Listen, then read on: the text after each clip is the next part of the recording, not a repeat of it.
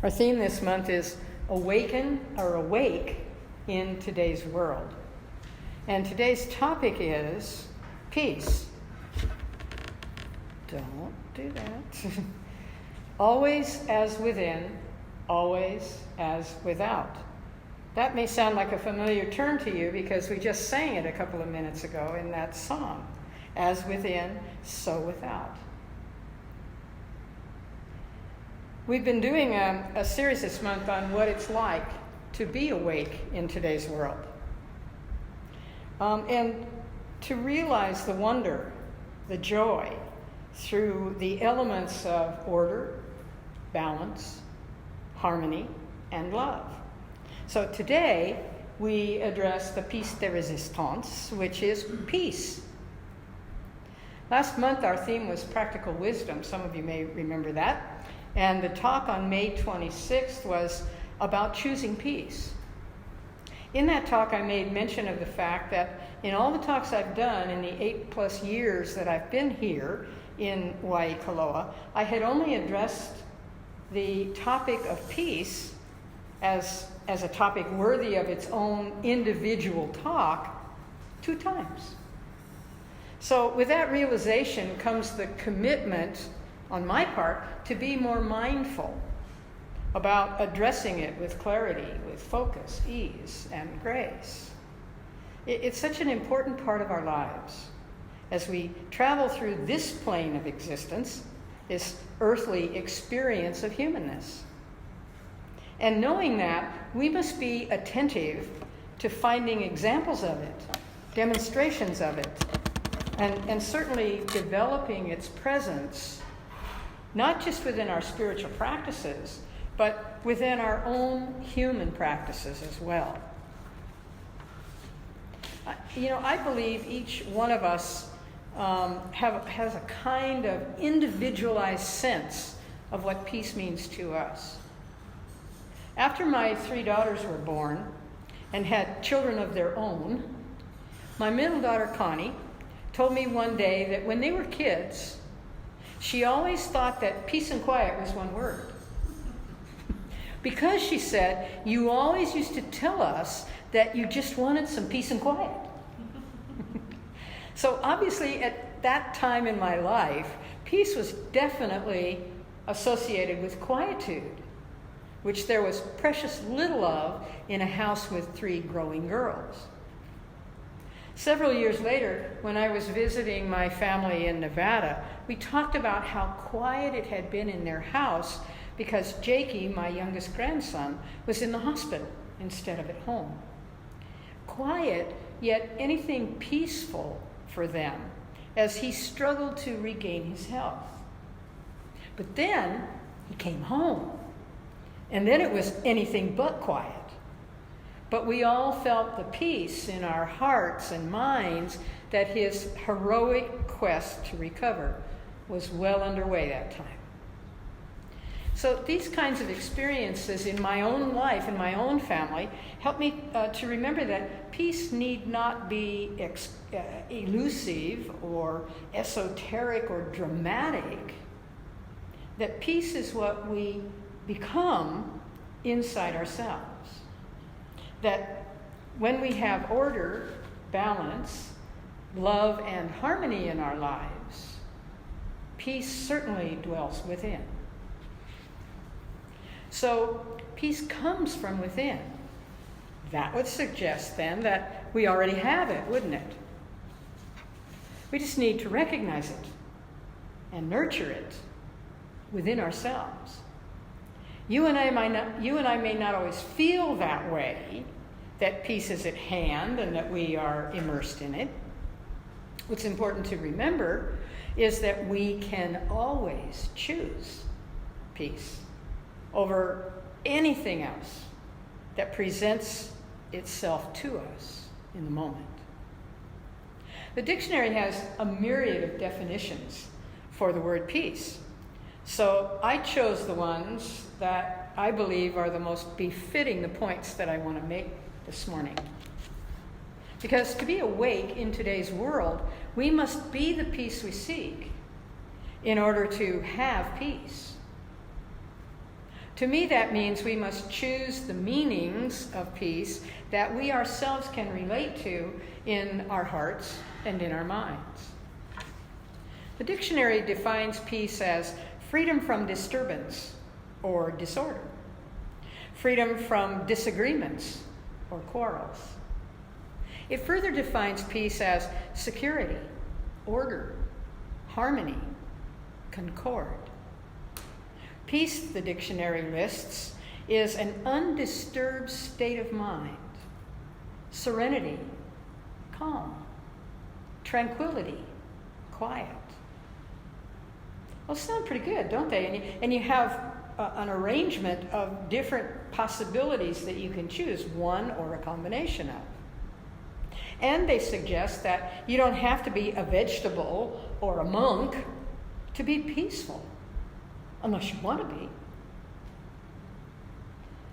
Some of you may remember the Frank and Ernest cartoon that addresses this very issue, and it was titled, Ask Dr. Ernie. Frank says to Ernie, I have a letter which reads, Dear Ernie, what is the secret of inner peace? And Dr. Ernie's reply, a short attention span. In other words, don't get too hung up on the esoteric or complex requirements of peacefulness. Rather than making it deep or distant or terribly complicated, think on these words: undisturbed, serene, calm, harmonious, orderly, secure. Allow those feelings to well up from within you, put your attention on them, and a sense of peace begins to take shape in your consciousness. And then allow yourself to begin to create congruence or harmony between that which you think, how you feel, and how you behave. Many of us have some work to do in preparation for this. Sometimes we have discord from the past to release. Sometimes we must overcome the feelings of unworthiness that have resulted from previous actions. But it's worth the work. When we're ready to let go of disorder, dissidence, fear, and anger in our lives. As Dr. Ernest Holmes once said, peace is a state of inner calm, an inner calm so complete that nothing can disturb it.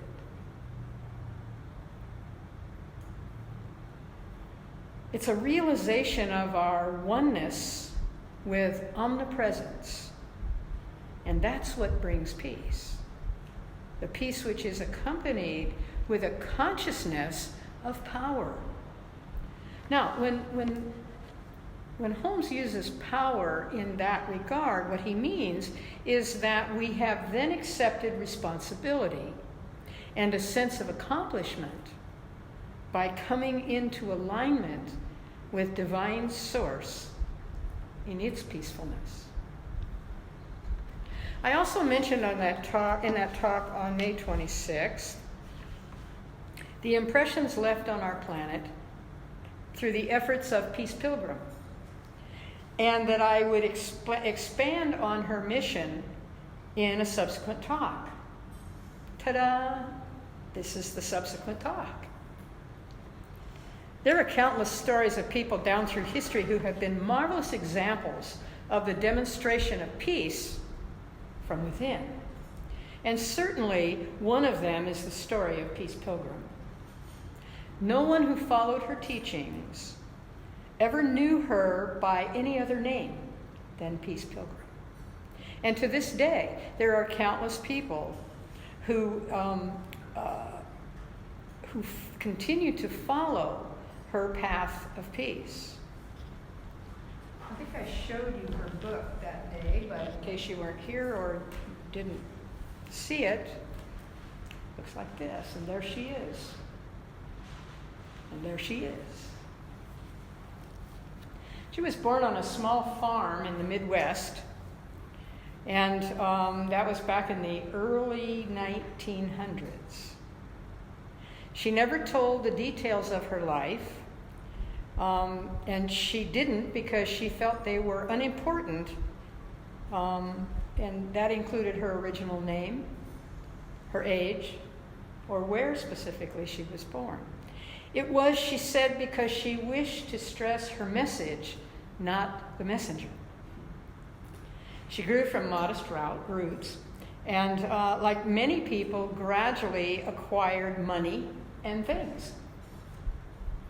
But eventually she realized that her self-centered life had really become pretty meaningless to her. Her worldly goods had become burdens rather than blessings. One night she said she walked all night through the woods until, as she said, I felt a complete calmness and willingness without any reservations to give my life to God and to be of service. She gradually and methodically adopted a life of voluntary simplicity. She began what was known to be a 15 year of preparation without really knowing just what she was preparing for. Said she did volunteer work for peace groups. She worked with people who had physical, emotional, and mental problems. And during this preparation period, in the midst of many spiritual hills and valleys, she said, I found inner peace and my own calling. On the morning of January 1st, 1951, she began her pilgrimage for peace. In that moment, she said she vowed to remain a wanderer until humankind has learned the path of peace. She walked alone and without any money, with no organizational backing. She said she walked as a prayer and as a chance to inspire others to work and pray for peace. She felt it was her calling to arouse people from apathy and to get them thinking and actively working for peace. Between 1951 and 1964, when she stopped counting, she walked over 25,000 miles. She continued to walk daily until 1981, crisscrossing the United States again and again. She talked with anybody who sought her out. As the years went by, her contagious zest for this, her ready wit, and her simple wisdom widened her appeal with people. Large audiences gathered and responded with warm and spontaneous laughter and thoughtful questions. The news media found her a willing source because she was always ready to give them stories and quotes, and as a result, she became a national phenomenon. Peace Pilgrim felt that it was her calling to arouse people from apathy, to get them thinking and actively working for peace. And always, she encouraged anyone who would listen to seek the real source of peace within themselves and to use that in their relationship with others. She believed that few find inner peace, but this is not because they try and fail. It's because they fail to try. So I'd like to share with you this morning Peace Pilgrim's 9 steps to inner peace. She described them as preparations required of me, meaning herself, and not in any certain order. They may also work for others, but each one of us finds our own way. So her step number 1 was take a right attitude toward life. Stop living just on the surface of life. Be willing to face life squarely. Get beneath the surface and find what is worthwhile and meaningful to you. She reminds us that problems are actually opportunities in disguise. It's through solving problems in accordance with the highest light, that omnipresence, that inner growth is attained. Her second step, bring your life into harmony with universal law. Peace Pilgrim realized that divine essence not only created the universe and all of its living beings, it also created the laws that govern them. So she concluded, insofar as we are able to understand and bring our lives into harmony with these laws, our lives will be in harmony. Good means attaining good ends. Living always catches us up to believing. Her third step, every one of us has a unique and special place in the life pattern. Each of us has a divine purpose, a part to play in the divine plan. There's a guidance which comes from within that allows all of us who are willing to listen to it to enable us to express our part within it. Peace Pilgrim urged us to remain open to that spiritual guidance because she believed it will never guide us to oppose divine law. Here's step number 4. Simplify your life. She described this as bringing your inner and outer well-being into harmony in your life. We've talked about that before, haven't we? Your psychological and your material well-being coming into harmony is really what she meant there. Her suggestion is release unnecessary possessions and burdens. Let your outer well-being exist for the purpose of supporting your inner well-being. Step number 5, nourish the body as the temple of your spirit. Eat and drink wholesome, nourishing, pure foods and liquids. Each day, get as much fresh air, sunshine, and contact with nature as possible. Here on this island, we also add the ocean to that, don't we? Get adequate rest and exercise. In other words, treat this physical temple with love, with caring, with respect. In this plane of existence, it's where your essence resides.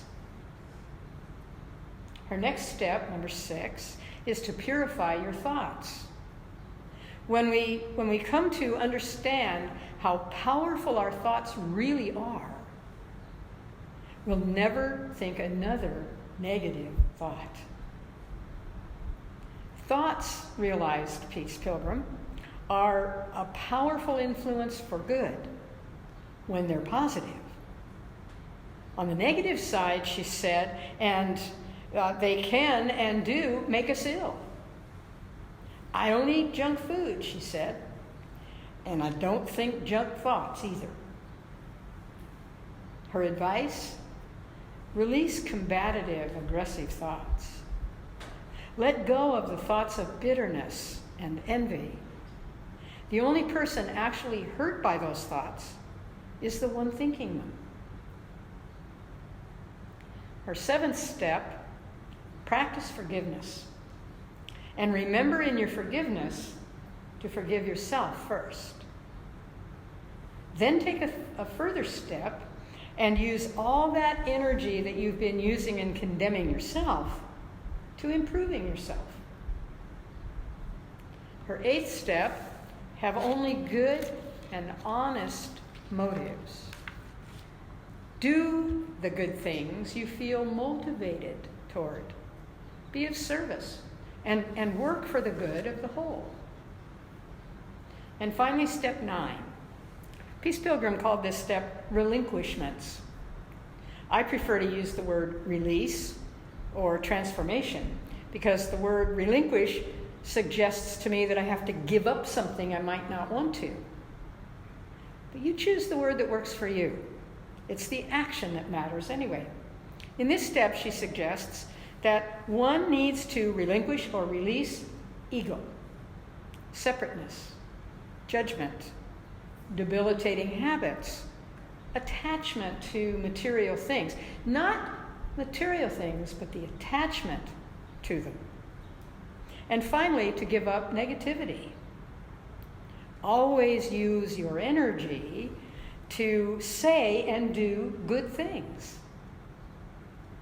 So these then are Peace Pilgrim's 9 steps to attaining inner peace. Her ideas on how to seek the real source of peace within ourselves, and then to use that in our relationships with others. Well, so far I've talked about inner peace, about ways we can achieve inner peace. We know that life is lived from within out. It's only once we've found peace within ourselves, however, that we can demonstrate peace as within, so without. In Deepak Chopra's book, Return of the Rishi, there is this story. In ancient India, there was a famous emperor named Ashoka who was revered for bringing about an era of ongoing and universal peace. But Ashoka had once been a warrior king. And after conquering an empire that extended clear into Nepal, Kashmir, and Afghanistan, he looked back on the carnage that he had caused and felt deep remorse. He immediately resolved to devote his life to the rules of justice and mercy. Along the highways of his empire, he had way stations placed where travelers could rest, and there was always fresh water and fresh fruit to be handed to those travelers by his emissaries. Roads everywhere in his empire became safe to travel.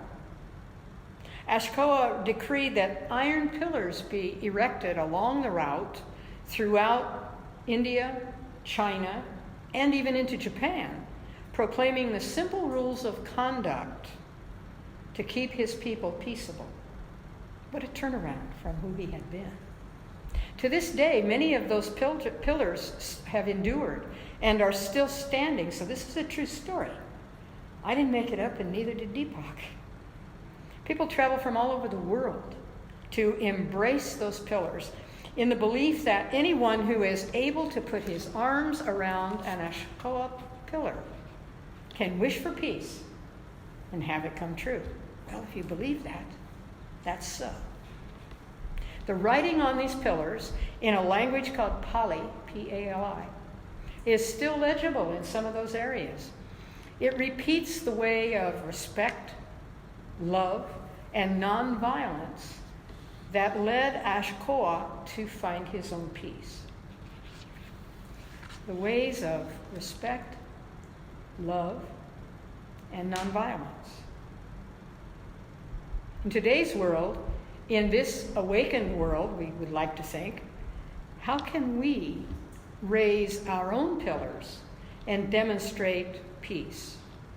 How can we, like Peace Pilgrim, transmute our inner peace into a peace that reaches and touches others? Well, first of all, we must be the peace that we seek in order to have it. To me, that means that we must choose the meanings of peace that we can relate to individually and collectively, and that is within us, in our hearts and in our minds. Then we must live them, moment by moment, thought by thought, action by action. In Chopra's Return of the Rishi, he also tells stories about how meditating on peace in American cities has reduced crime rates, violence, and lawlessness. he cites the early Vedic lessons or texts from the Hindu, which declared that enlightened people bring peace to their surroundings simply through the sattva, or the purity of their consciousness. In the 1970s in our country, a study was conducted in 11 cities where transcendental meditation had been taught to 1% of the population. Statistics showed that the crime rates in those cities had dropped by as much as 16% in 1 year. Meditation by 1% of the population. The explanation: human consciousness is a whole, single awareness that at the deepest level is shared by all. This collective consciousness that we talk about so often as negative also operates as a positive force to unite people at their source. As Peace Pilgrim once said, if you want to make peace, you must be peaceful. So the key to peace without or around us is to be peaceful within it. And sometimes that means just being kind, rather than insisting on being right or on making others wrong.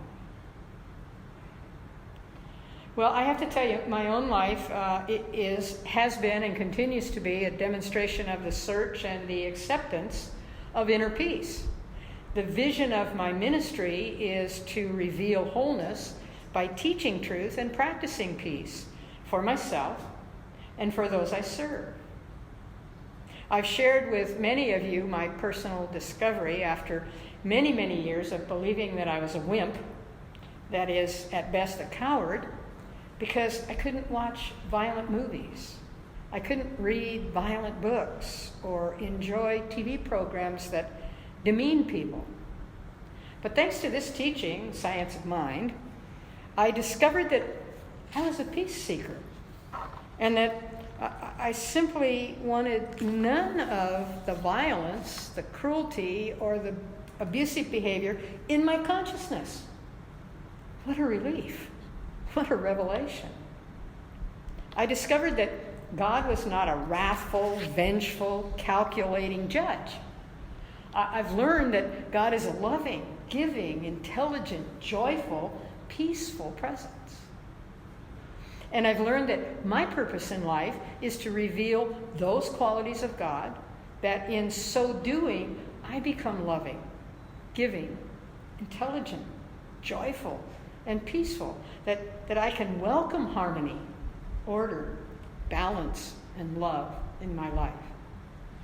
So, in the words of Jesus, the master teacher, peace I leave with you, my peace I give unto you. And so it is.